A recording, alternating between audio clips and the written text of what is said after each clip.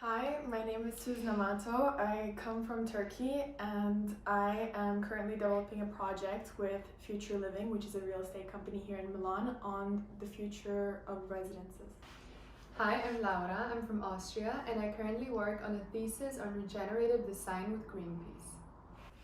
Hi, I'm Ida and I'm from Norway and I'm currently working on a creation of a network of kiosks with the brand Quotidiana in Milan.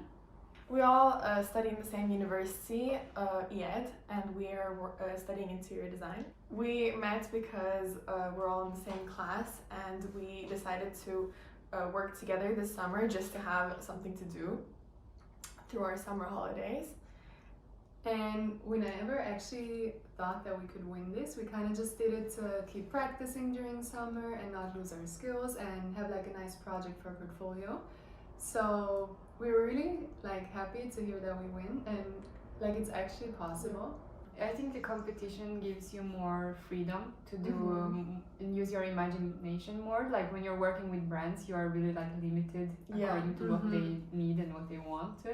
But with this competition, we're able to really use our imagination. For sure. And I think that was really nice with our working together as well, because we had the possibility, considering coming from different countries and meeting here in Italy, we had the possibility to also discover different cultures and different approach also to design and really put it together in this competition. And it was such a nice process. It was during summer we just did online and then we met in person every day and we just did it. Actually, we're not architects, and we have a perspective of interior designers from more of a micro point of view, and I think that's something that helped us with this project as well, because it was so focused on inside of the house and how the inside of the house helps the psychology of the person and senses, which is topics that we always work on in school because we're focusing just on the interior. Yeah, I think the approach we're using of figuring out a conceptual aspect first to the design and then start from the bigger scale and go really into detail on how to actually develop that concept into the spaces. It's really important.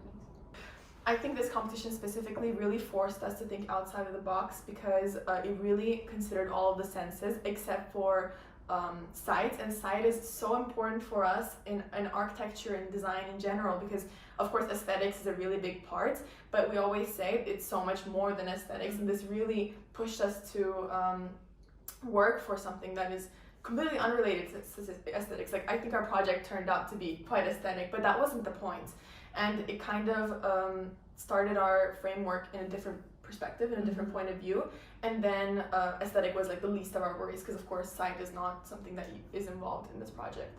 Yeah, I also believe that architecture really should focus on the functions and how the people are moving inside the space, and sometimes you have to consider that people are moving differently, as you said, we have the possibility to see others can't see, and you have to find other solutions for moving around and feeling the spaces in different ways.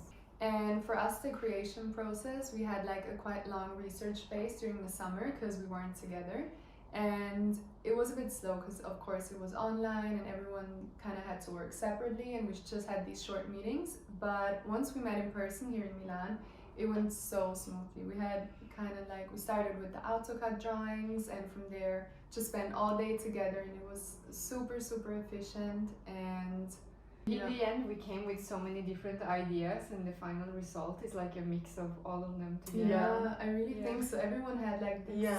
You can really see how it was a combination of the three of us instead of just one person, and I think that's what makes a really good group project in the end. And I never felt with us anyone had to really compromise their ideas so much. No, I think designing for someone that has completely different perception of the world than us really changed our perspective as well, because normally when we're designing, we're also kind of thinking of ourselves, would I want to be in this room? And of course it's for the brand, but in this case it was from a type of person who's completely has a different worldview than us. So I think that really helped us, and that's why you should apply to competitions.